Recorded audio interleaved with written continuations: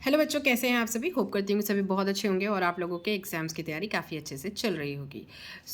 मैं आप लोग के लिए लेकर आई हूँ प्रकाश का परावर्तन तथा अपवर्तन। अगर किसी ने चार्ट पेपर में बनाया है और उसका वाइवा का क्वेश्चन मतलब वाइवा होने वाला है आप लोगों का, तो अगर इससे रिलेटेड कौन कौन से वाइवा के क्वेश्चन बनेंगे तो वो मैं आपके लिए लेकर आई हूँ। तो वीडियो अगर पसंद आए, अच्छी लगे तो लाइक कीजिएगा, शेयर कीजिएगा दोस्तों के साथ। और आपको किसी और भी टॉपिक पे मतलब कुछ और भी टॉपिक समझना होगा या क्वेश्चन चाहिए होगा तो आप मुझे कमेंट कर सकते हैं। तो चलो शुरू करते हैं। प्रकाश का परावर्तन तथा अपवर्तन से रिलेटेड क्वेश्चंस। ठीक है, फर्स्ट हमारा क्वेश्चन सबसे पहले ही पूछ सकता है भाई कि प्रकाश का परावर्तन होता क्या है। ठीक है, क्योंकि टॉपिक ही वही है, तो प्रकाश का परावर्तन क्या होता है। तो जब कोई प्रकाश की किरण किसी दर्पण से टकराकर उसी माध्यम से मतलब रफ दर्पण जो होता है जिसके पीछे में पेंट लगा होता है, ठीक है, तो किसी समतल दर्पण से टकराकर उसी माध्यम में जब वापस चली जाती है तो उसे परावर्तन कहते हैं। कैसे आपको मैं बताऊं तो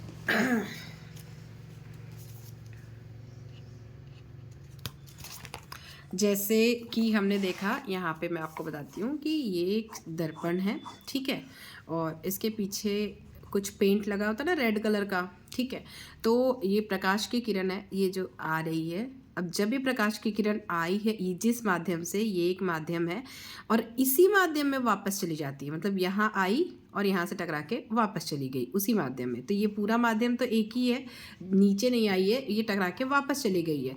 तो इसे हम क्या कहते हैं, इसे ही हम प्रकाश का परावर्तन कहते हैं। ठीक है, क्या कहते हैं हम, प्रकाश का परावर्तन।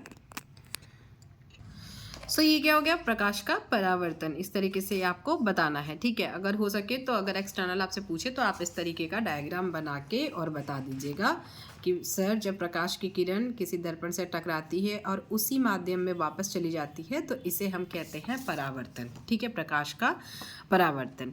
नेक्स्ट क्वेश्चन क्या पूछ सकता है कि प्रकाश का अपवर्तन क्या होता है। तो अपवर्तन के लिए हम बोलेंगे कि जैसे ये एक दर्पण है जिसके पीछे पेंट नहीं लगा हुआ है, नॉर्मल दर्पण मतलब कांच कह सकते हैं, कि जब प्रकाश किसी दर्पण से टकराने के बाद दूसरे एक माध्यम से दूसरे माध्यम की ओर, जैसे ये कोई माध्यम है, यहाँ से आई और ये ए माध्यम है और ये बी माध्यम है, ठीक है। तो दूसरे माध्यम में प्रवेश कर जाती है। एक माध्यम से जब कोई प्रकाश की किरण एक माध्यम से दूसरे माध्यम में प्रवेश करती है तो उसे हम क्या कहते हैं, प्रकाश का अपवर्तन। ठीक है, परावर्तन जब उसी माध्यम में वापस चली जाती है और अपवर्तन उसे कहते हैं जब एक माध्यम से दूसरे माध्यम में प्रवेश कर जाती है। नेक्स्ट हमारा क्वेश्चन है प्रकाश का अपवर्तन के क्या कारण हैं। तो प्रकाश का अपवर्तन का कारण ये है कि जब प्रकाश की किरण आती है किसी दर्पण से टकराने के बाद वो क्या करती है, अपने स्थान से थोड़ी सी हिल जाती है इन द सेंस कि झुकी हुई होती है, ठीक है, थोड़ा सा झुका हुआ रहता है। यही कारण होता है कि प्रकाश जब एक माध्यम से दूसरे माध्यम में पहुंचता है, मतलब दूसरे माध्यम की ओर गति करता है, तो वो अपने मार्ग से थोड़ा विचलित हो जाता है, मतलब ऐसे डायरेक्ट ऐसे ना आके थोड़ा विचलित हो जाता है। तो ये जो विचलन है यही कारण होता है अपवर्तन का। ठीक है, तो नेक्स्ट हमारा क्वेश्चन क्या है, निर्वात अथवा वायु में प्रकाश की चाल कितनी होती है। तो निर्वात अथवा वायु में प्रकाश की चाल होती है 3 × 10⁸ मीटर पर सेकेंड। ठीक है, कितनी होती है, 3 × 10⁻मीटर पर सेकेंड। तो नेक्स्ट निर्वात क्या होता है, जहाँ पे वायु भी नहीं होती है, हवा नहीं होता है, ऐसे जगह को निर्वात कहते हैं, और जहाँ वायु होता है तो वो वायु लिखा ही है। नेक्स्ट, प्रकाश की चाल का मात्रक बताइए। तो प्रकाश की चाल का मात्रक होता है, प्रकाश की चाल का मात्रक क्या होता है, मीटर पर सेकेंड। क्या होता है, मीटर पर सेकेंड। नेक्स्ट हमारा क्वेश्चन है प्रकाश की चाल सबसे अधिक किस माध्यम में होती है।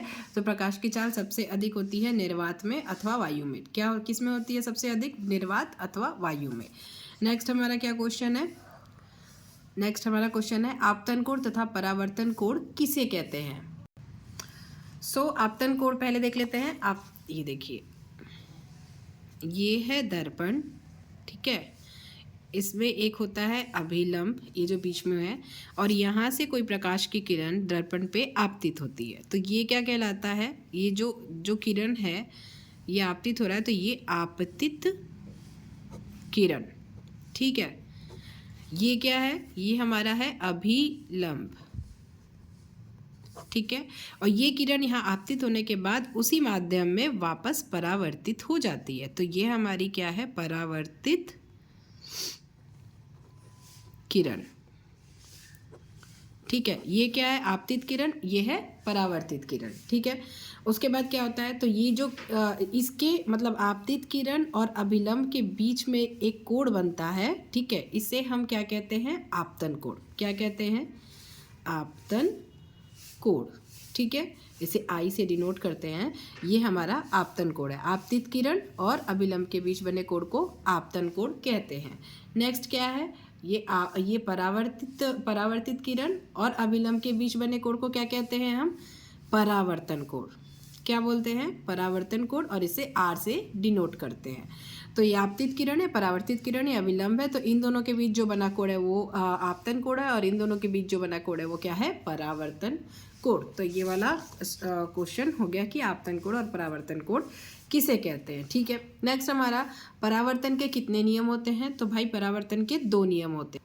तो फिर परावर्तन के 2 नियम होते हैं। कौन कौन से नियम होते हैं परावर्तन के, तो परावर्तन के नियम वही होते हैं कि जो आपतित किरण होती है और परावर्तित किरण, तो ये जो आपतन कोण तथा परावर्तन कोण क्या होते हैं, दोनों मतलब आई और आर जो हमने बनाया है यहाँ पे, आई और आर, ये दोनों हमेशा क्या होते हैं, बराबर होते हैं। क्या होते हैं, हमेशा बराबर होते हैं। मतलब आपतित कोण आपतन कोण और परावर्तन कोण, ये दोनों आई और आर दोनों, ये जैसे बीच से अभिलंब है, तो ये दोनों के बीच जो बने कोण है ये दोनों हमेशा बराबर होंगे। तो आप लिखेंगे कैसे कि आपतन कोण सदैव परावर्तन कोण के बराबर होता है, या फिर आपतन कोण और परावर्तन कोण सदैव बराबर होते हैं। इस तरीके से आप लिख लेंगे। नेक्स्ट एक और नियम है इसका, वो है कि आपतित किरण, परावर्तित किरण और अभिलंब तीनों एक ही तल पर स्थित होते हैं सदैव। क्या होता है, आपतित किरण, परावर्तित किरण और अभिलंब एक ही तल पर स्थित होते हैं। तो ये आपके 2 नियम हो गए। ये आप इस तरीके से डायग्राम बना के भी बता सकते हैं, थोड़ा ज़्यादा अच्छा असर पड़ता है। ठीक है, तो किस प्रकार की प्रकाश किस प्रकार की तरंग है, तो प्रकाश जो है वो हमारी किस प्रकार की तरंग है, आप सभी को पता भी होगा, हमारे अनुप्रस्थ क्या तरंग है, अनुप्रस्थ तरंग। किस प्रकार की तरंग है, अनुप्रस्थ तरंग।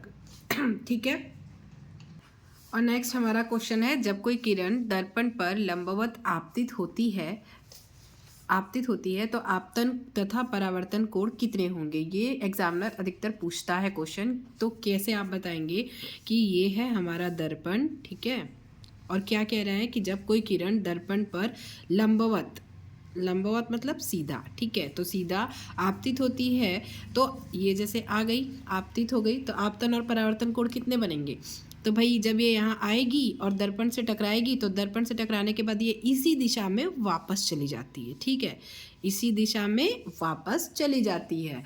तो यहाँ पे कोई भी कोण बनता हुआ हमें नहीं दिख रहा है, मतलब कि इसमें क्या होगा, कितने कोण बनेंगे, 0। कितने कोण बनेंगे, 0। तो अगर आपसे पूछे एक्सटर्नल कि जब कोई किरण दर्पण पर लंबवत आपतित होती है तो आपतन और परावर्तन कोण कितने बनेंगे, तो यहाँ पे आप बताएंगे कि एक भी कोण नहीं बनेगा, 0 कोण बनेगा। तो इस तरीके से काफ़ी क्वेश्चंस हो गए, और मुझे नहीं लगता कि इससे ज़्यादा और कोई क्वेश्चन आएगा। अगर आपके मन में कोई क्वेश्चन और हो तो आप मुझे कमेंट कर दीजिएगा। मैं नहीं समझ में आ रहा हो आपको तो फिर मैं उसका आंसर आपको बता दूंगी। तो अभी के लिए इतना ही। वीडियो पसंद आई हो, हेल्पफुल लगी हो तो वीडियो को लाइक कीजिएगा, शेयर कीजिएगा। चैनल पर नया है सो प्लीज़ चैनल को सब्सक्राइब जरूर कर लीजिएगा। Thank you, thanks for watching, all the best for your exam.